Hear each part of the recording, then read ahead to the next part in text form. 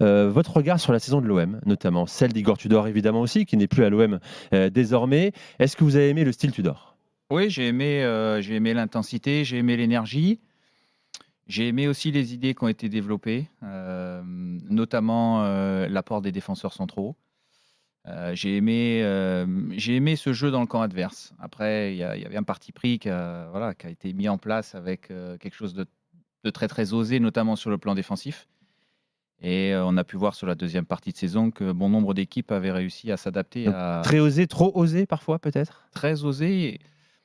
Je crois que quand on est entraîneur, il faut être logique avec ce qu'on propose et ce qu'on veut mettre en place. Et il a été logique du début jusqu'à la fin, sans surprise. Ensuite, les adversaires se sont adaptés. Ils ont profité de beaucoup de profondeur. Ils ont mis en place aussi des circuits dans la sortie du ballon pour notamment contrecarrer le pressing marseillais qui avait fait très très mal sur la première partie de Oui. saison. Voilà, je pense qu'au niveau du championnat, ils ont fait un championnat très très correct, voire bon à mon sens. Ils sont tombés sur un Racing Club de Lens exceptionnel et sur un PSG qui a fait ce qu'il fallait pour remporter le titre. Peut-être que la déception, elle vient certainement de l'élimination en Coupe de France contre Annecy. Le jeu n'était pas devenu un peu prévisible. Je pense que beaucoup de supporters marseillais se disaient c'est génial ce qu'on vit en début de saison, mais bon, quand les adversaires vont comprendre que si tu bloques les côtés, c'est terminé, ça risque de sentir un peu le roussi. C'est pas un peu dangereux quand on est entraîneur de sentir que le jeu devient de plus en plus stéréotypé. Certes, ça reste cohérent, mais c'est beaucoup plus lisible pour les adversaires. Oui, il y a forcément une part d'adaptation de la part de l'adversaire tout au long d'une saison, ça c'est une évidence. Ensuite, il y avait un style qui était tellement affirmé, je pense que de changer de tout au tout, ça aurait été très négatif sur la saison. Mais en tant qu'entraîneur, il y a toujours des parts d'adaptation obligatoires dans une saison. Je pense qu'il y a eu des adaptations sur certains matchs. Ensuite, il n'y a pas eu de bouleversement, mais certaines petites adaptations, oui. Ouais, l'utilisation de Guendouzi différente un peu, notamment. Par exemple. Voire plus utilisée même. Ouais, qui a été arrêté d'être utilisé. Bien sûr. L'utilisation de Jonathan Klaus aussi de temps en temps dans le couloir gauche. Exact. On peut modifier certaines choses avec un faux pied dans un couloir. Notamment l'intégration de Vitinha sur la deuxième partie de saison avec une association de temps en temps avec Alexis Sanchez qu'on n'a pas énormément vu. Deux fois. Ouais, non, je dis ce que je dis, qu'on n'a pas énormément vu, mais qui a du coup modifié aussi certaines choses dans l'animation offensive. Il y a eu certaines modifications, il n'y a pas eu en effet de bouleversement.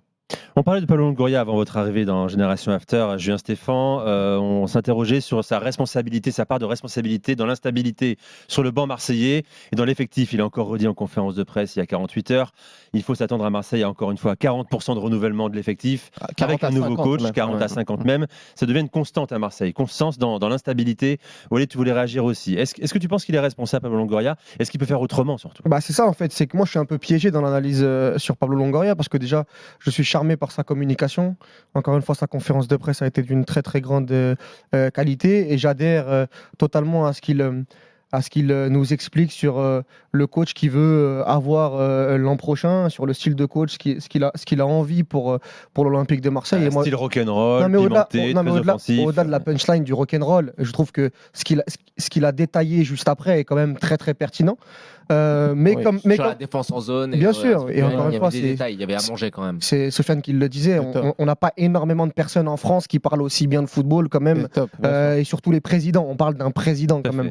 Voilà, les directeurs sportifs peuvent parler très très bien de foot, mais il y a très très peu de présidents en France qui sont capables de tenir le discours que Longoria a eu. Maintenant, quand je dis que je suis piégé, c'est que je comprends totalement, et même je partage parfois l'avis de Sofiane et de Jonathan sur le fait que un entraîneur dans le contexte marseillais et avec ce que Longoria demande en termes d'exigence et puis même le fait d'essorer, que ce soit dans la communication ou même dans le changement permanent d'effectifs, ce soit un problème sur la durée. Moi, je l'avais dit après Sampaoli l'année dernière et je le dis la même chose après Igor Tudor, surtout en plus qu'il va avoir un barrage très très rapidement. Donc pour le coach qui va arriver, ça va être très très dur de mettre en place et d'être compétitif très rapidement avec un tour préliminaire début août. Ouais. Exactement, et un effectif qui va encore évoluer.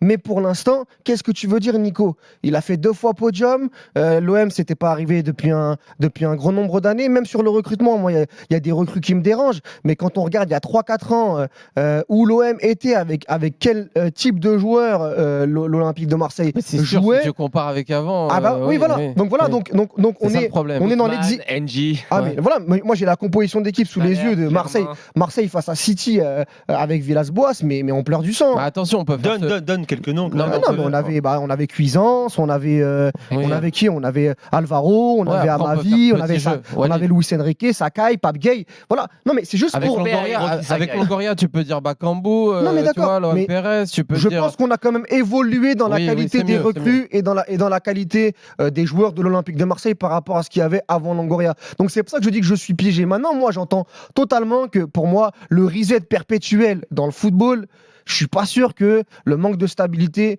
fasse que tu puisses pérenniser dans le temps. Maintenant, pour l'instant, ça fonctionne.